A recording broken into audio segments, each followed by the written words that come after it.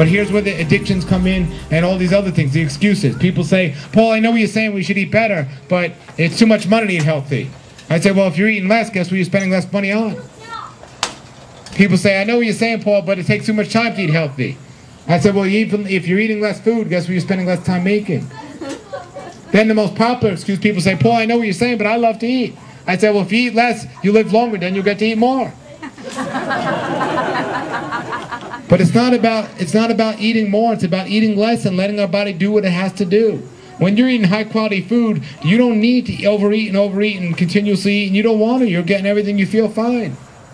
So we think about these things, and now, so you can't go to the doctors because the doctors just give you an excuse to keep living in your indulgences. You know, somebody said, well, I have a late night eating disorder, so they go to the doctor. The doctors even name it. They call it late night eating disorder or late night eating syndrome.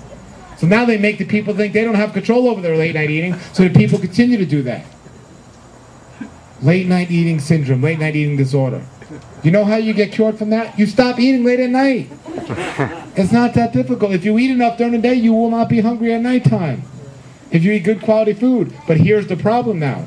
Let's just go back a little to the history. Not only do the scriptures show us that 2 times a day are ideal to eat, not only does Hippocrates Health Institute, which has 50 years of research of how often we should eat, when we should eat, and so on, says 2 times a day. But let's go back to a little history to how we came up with the meals, and where did we ever come up with eating 10 times a day like people eat today? 10 times a day, people have their lunch, their brunch, their crunch, their night snack, their midnight snack, and all these other snacks. Anytime you put something in the body, your body has to work.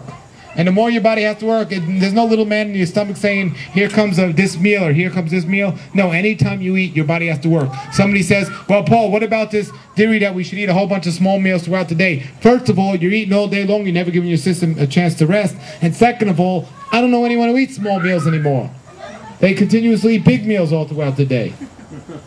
So we need to understand this. Well, where do we ever get this idea of eating? Well, if we go back not too far in history, we see in the medieval times, they only ate twice a day. They had their first meal, which was the perfect name for a meal, break fast. So people, what they would do is they would get up in the morning, and they would have their breakfast. They were breaking their nightly fast. And then they had their noontime meal. You know what that was called? That was called dinner. That was their noontime meal. It was called dinner. And then some of the people that had the candle lights, the kings and all, they would have something for nighttime, a nighttime meal. But most people didn't have enough lights, electricity, or anything else. The peasants, where they would go work in the morning, they would get up early, they would eat their first meal, they would do what they have to do, come in and so on, and they were healthier. The kings and the castles and everything else that had all these lights and were eating all night were overweight and sick. You know, the peasants would have something called some soup at nighttime or something, and they were called supper. So we have our breakfast, we have our dinner, and some people ate their soup or their supper, a little light meal at the end of the night. Or not even at the end of the night, before the sun went down. But then 2 things happened. The first thing that happened was people started to get into industry and all these things and working. Well, they didn't have time to go home for a big meal in the middle of the day. So they pushed dinner back later in the day till after work. And then they pushed their supper back to even later. And then they started to get these lanterns and all these other things, and they started to eat later as well. But still, the kings in the castle, and they still had ate all night.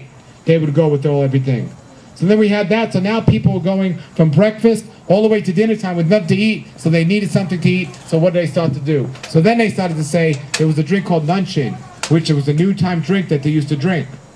And after a while, that wasn't filling the people up because they were used to a big meal during the middle of the day, so they started to eat a lump of bread with it. And then if you combine luncheon with lump, you get the word lunch. And that's where they got lunch. So then you have breakfast, lunch, and dinner. And then all of a sudden we have our supper, which was pushed back to later. Now there's people call it a midnight snack. But when we look at all of this, we look at the most dangerous time in the history of man. It was from the years 1950 to 1960. 1950 to 1960 was the biggest change in our history, in this country at least, because of a reason.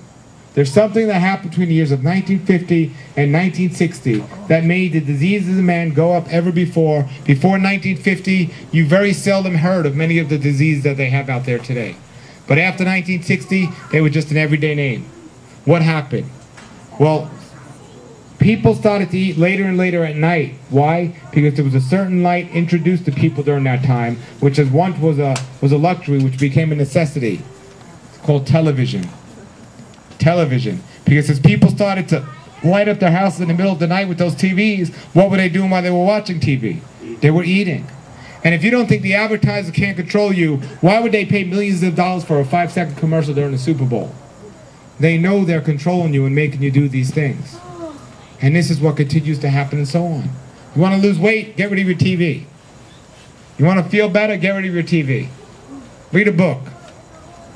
So, and all these things. And then we see adrenal fatigue and adrenal exhaustion. You have all these other names, chronic fatigue syndrome, and all these other things, laziness and all. No, it's your body cannot deal with it. Your organs are being depleted of any energy. Your hormones and everything else are just completely burnt out.